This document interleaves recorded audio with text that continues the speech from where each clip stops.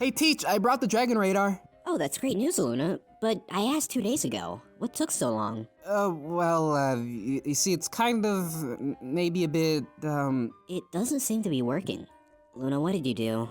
Hey, look, I found it like that. I totally didn't drop it yesterday when I was kidnapped and tied up. Oh dear, Philemon. But yeah, it has been working fine since I found it. Not sure what we should do about it now. I figure it would be best if we get it repaired. Right. Also, mind my curiosity, but why do you need the dragon radar? Do you want to make a wish with the Dragon Balls? Not necessarily, and even then I have little to wish for. You wouldn't even wish for better pay? Moving on. I wanted the radar so I could keep it out of the hands of any potential danger. I also wanted to use it to confirm the location of the Dragon Balls. As such, I plan on repairing it myself. Wouldn't it be better if we had, like, a professional repair it? I'd prefer if very few people knew of the existence of the Dragon Radar. Well, that's understandable. Well, you have fun with that. I'm going off to lunch. Actually, Luna, stay here. Why? I don't think you realize this, but you're missing 80% of my class assignments. You're not going anywhere until you make up for that, Luna. Look, all this forming social bonds thing is taking up all my time. Time I could be using to sleep, for an example. Of course, you could choose to simply not move your nap time to my class period. Trust me, it's instinctual. Look, Luna, I will give you a passing grade in spite of that. However, I will give you a new smaller scale assignment. Before you leave, make a commentary. Yes, ma'am. Thankfully, I've been carrying this video with me since yesterday. I got it from hanging out with Joey. Good, you handle that over here. I'll be working on fixing this radar for now. Good luck, little Luna. Oh, great, you too? Me too? Never mind, just freaking...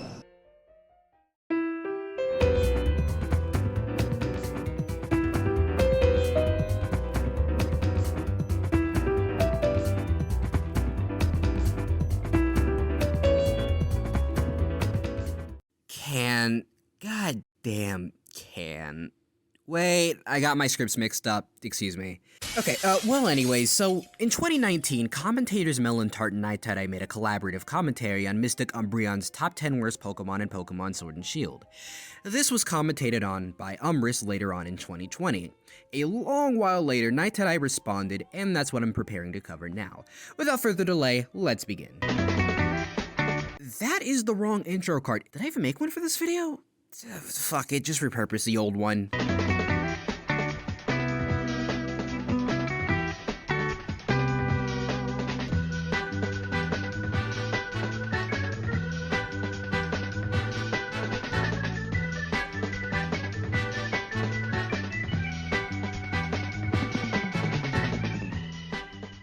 Does this ever happen to you?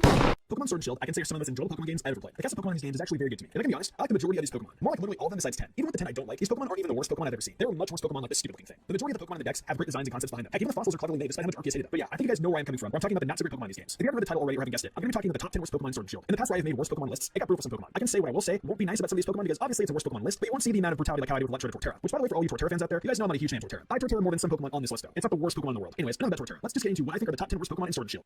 We aren't even at the first point yet, and I already found an issue. This part of Umbreon's video lasted over a minute, and it could have easily been sped up to a solid 40 seconds.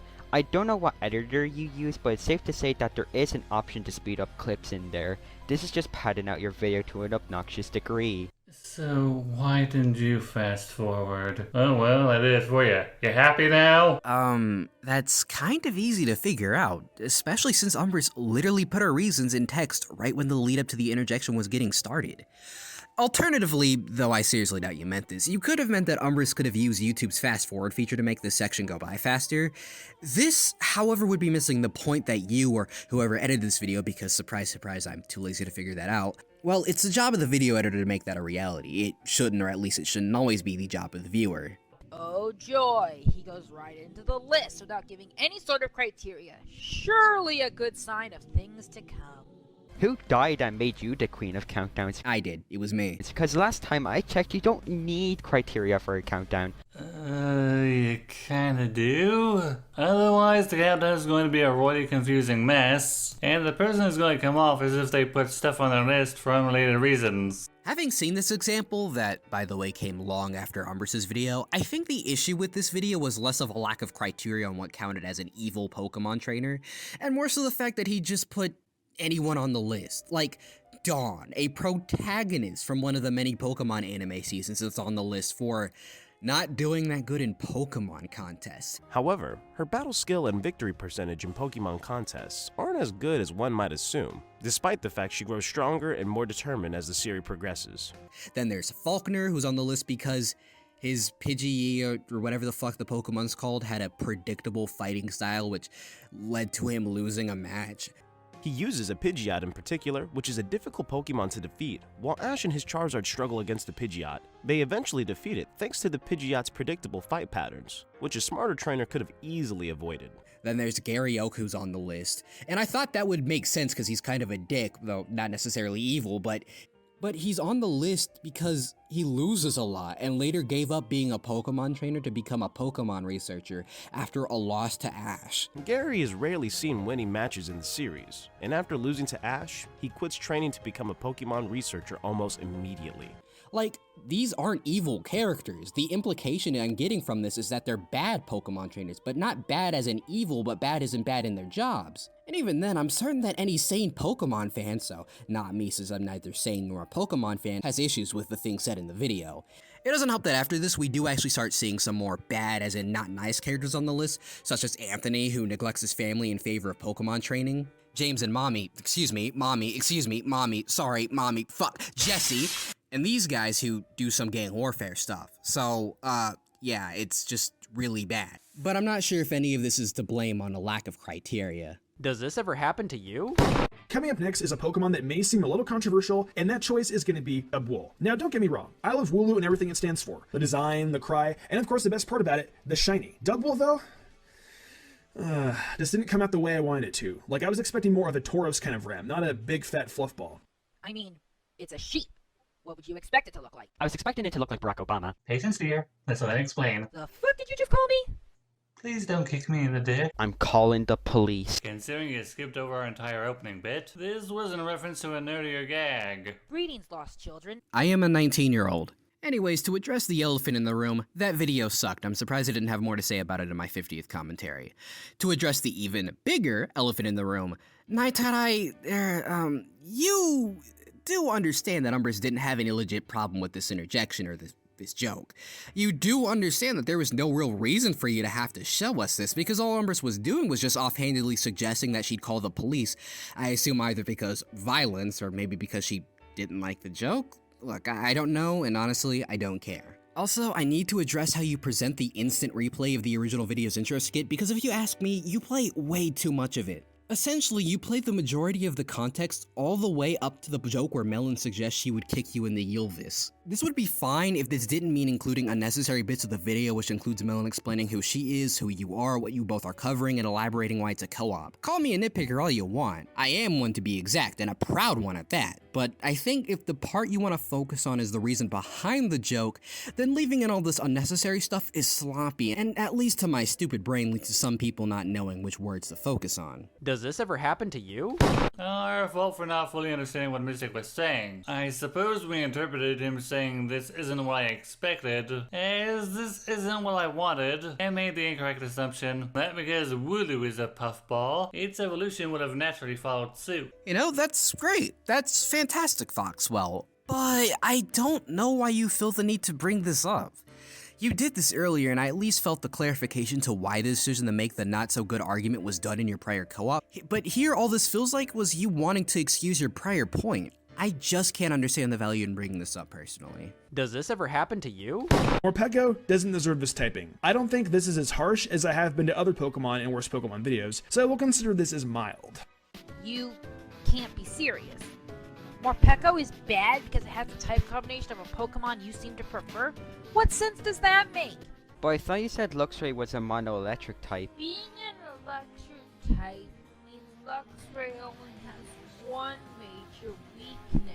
What was that? Yeah, just play back what Mena was saying in response to Mystic saying that Morpeko doesn't deserve to be a dark type, without refuting what she said that it's beneficial for Luxray to be a mono-electric type. Actually, I think the point here isn't meant to negate that point. It seems like Umbris was just asking why in one interjection, Melon said that this Pokemon, I literally forgot its name already, is an electric type, thus implying it's only an electric type, thus I assume making it a mono-electric type, and then in this interjection implies it has more than one type by saying it has a type combination. Though now that I think about it, and this is just my non-Pokemon fan brain speaking with little understanding as to how Pokemon fans classify types, and I'd appreciate being corrected on this one, I think Millen just meant like the overall type when she said it was an electric type. Honestly, I wouldn't usually keep in interjections where I'm not completely sure, but my lack of understanding of Pokemon is incredibly amusing to my non-existent in my lore friends. So correct me if I'm wrong, which I probably am. Pokemon I haven't really been super fond of since the day I laid my eyes on it. At this point in time, in the Pokemon franchise, we have way too many turtle Pokemon. Turtonator was last gen, then before that Caracosta, and then Torterra. I think it's time to stop with Turtlemons for a while. I agree. We need to stop having all these Pokemon based on the same type of animal a long time ago. Birds, fish, rodents, bugs. We certainly didn't need so many just based on one species. Your examples actually suck. Let's just ignore that every type of Pokemon you mentioned are Pokemon that appear in every gen. They're part of the series tradition, you nunts. Plus, there are a lot of things you can do with rodents, birds, fish, and bugs. And there are a lot of things you can do with turtles, like what we go over in our video on Mystic. Torterra is based on the world tortoise. Caracosta is based on the soft-shelled sea turtles.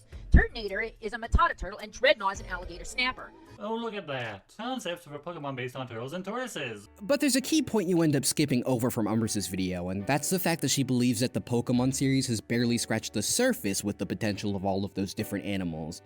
I mean, thinking about it logically, no matter what they do, if they introduce a new Pokemon that's based on a different type of turtle, it's still a turtle, which is a singular animal. Meanwhile, rodents, bugs, and birds cover different types of animals, so yeah, your mom is a very sweet person. Tell her I said have a nice day. An alligator snapping turtle is a neat concept, but couldn't we have waited another gen for something like this and for a better design? Dreadnought's face looks like a Bob the Builder paper shredder vehicle or something. If you think either Dreadnought and that bulldozer look anything alike, you have a serious need for glasses, my friend. Girl, it was a joke. As was what Melon said. The joke is, ha, Mystic has such poor eyesight, he thinks an alligator snapping turtle and piece of construction machinery look the same. Yeah, you don't have to find it funny, but humor is subjective. Really? Because to me at least, that sounds like she's suggesting that these don't look alike and he needs glasses. It may be done in a joking manner, except it sure as hell doesn't feel like it given her serious tone, but it still very clearly has a point behind it.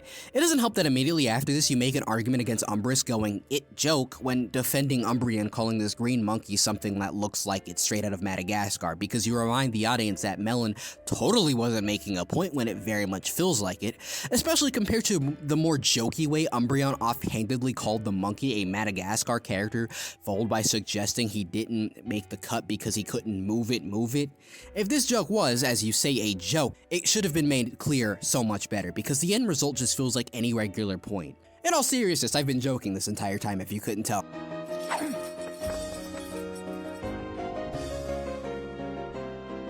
Come.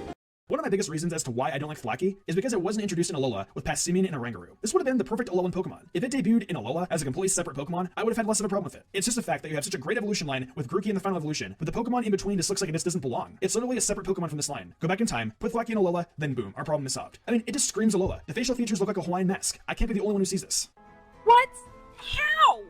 How doesn't it look like it belongs? He literally explained why he felt that way. Are you deaf? Yes. And we decided his reasoning was dumb. What sense would it make to pluck a middle stage starter Pokemon out of the evolutionary line and put it in the previous region? Mystic's only reasoning is he doesn't like the design of Thwackey. Do you not have ears, young lady? Honestly, I seesaw between thinking this point is fine and thinking it's bad because, well, honestly, that's what this point does. I think Umbris failed to recognize that when Melon said how, she didn't mean how as in why do you feel that way, she meant how as in how does your reasoning make any sense. But then there's the back half of this interjection where you suggest that Umbreon wants to take this monkey out of the evolutionary line to put in Alola with no other reason other than not liking the design, when Umbreon clearly and openly explains that it's because the designs look more fitting for an Alolan Pokemon to him. So there's more going on here than you give credit for. Towards add something of value to the discussion. Blaze, what the fuck? With that being said, however, Foxwell, how in God's name have you been in the CC for about 3 years now and you still have a mic that makes me wanna hang myself? How do you get away with this? Your mic makes you incredibly hard to hear and YouTube subtitles don't even help when trying to decipher what you're saying. If it isn't your mic, just learn to enunciate, please. It'll make it easier to sit through your content. As for you two working together, I think what you guys are missing is chemistry. I wouldn't mind you two having silly banter and a few interjections. It'd certainly fix this poor excuse for a co-op. That's why I kept memming on it so much. Speaking of which, I can't be the only one who felt like this commentary had more of melon tart than Foxwell. When making a co-op commentary with someone, it is highly recommended that you and your partners have equal screen time. It'd make the video feel like a genuine collaborative effort. I want to see the both of you improve. It's just that right now you two seem to be in a very iffy place. And who says co-op partners need an equal amount of screen time in a commentary? Nas, everyone in a collaborative commentary needs to speak in each and every interjection. That is not the point. Having equal amount of screen time does not mean that you both need to speak in each and every interjection. It just means that one person shouldn't be hogging all the fucking points in the video. Try to enunciate. I do that every single time I sit down to record a video. I do multiple takes in a recording like the one I'm doing right now to make sure I'm as clear as possible. Well, given how sometimes your words tend to flow into each other in a way where sometimes I have a hard time hearing you, either I can't hear well, which might actually be true to be honest, or you're not doing a good enough job on that. Has it ever crossed your mind that I just might be monotone and you can't hear through it? Even if you did speak monotone, you could still easily enunciate your words in a way where we could all hear all of your words, NaiTaiDai. Anyways, the rest of the video is NaiTaiDai talking about his lack of a good mic and then doing his final thoughts. I don't particularly care about any of that, so on to my final thoughts. I don't even know what to say, because truly, I don't know what went wrong here. Umbrus's video is far from perfect. Your script, as far as I know, wasn't churned out in a day. I assume you had a couple of script checkers. I'm not knocking you for the quality of the video in spite of the circumstances surrounding its creation. I just don't understand how to tell you to get better. But then again, as far as I know, you're a pretty good commentator the majority of the time, so I guess this was just a one-time thing, maybe perhaps caused by commentary on meitis, which is a word I made up just now. But the idea is that in spite of what you said at the start of the video about leaving all biases at the door, you fail to really do so. I just feel more effort should have been put into the video, because everything you said at the start of this video having a likely chance to be poorly received ended up becoming a self-fulfilling prophecy. Well, I hope the next commentary of yours turns out better, NaiTaiDai. Genuinely. As for the rest of you watching at home, have a good day. Bye-bye.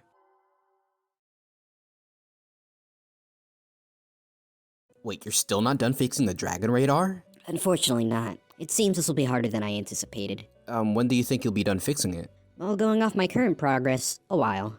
I've never been great at this type of stuff. Much of what I know about repairing stuff is from my sister. Sister? Oh right, you did say you had a sister. I did, but in reality I have a couple of sisters. Elizabeth was the one who knew how to repair stuff. Wait, if you have a sister who can repair stuff, can't we just like call her up and ask for her help? I would love to, but I haven't been able to get a hold of her for years now. She's always off on some nonsensical mission or whatever. So essentially she's a no-go. Well, that's just great. This might be a bit uncalled for, but in a way you remind me of her in many ways, Luna. Really? Though not particularly in a good way, I might add. That aside, I recommend you go to lunch. The period will be over after all. Oh crap, you're right. Good luck with that dragon radar, miss. There's something off about all of this.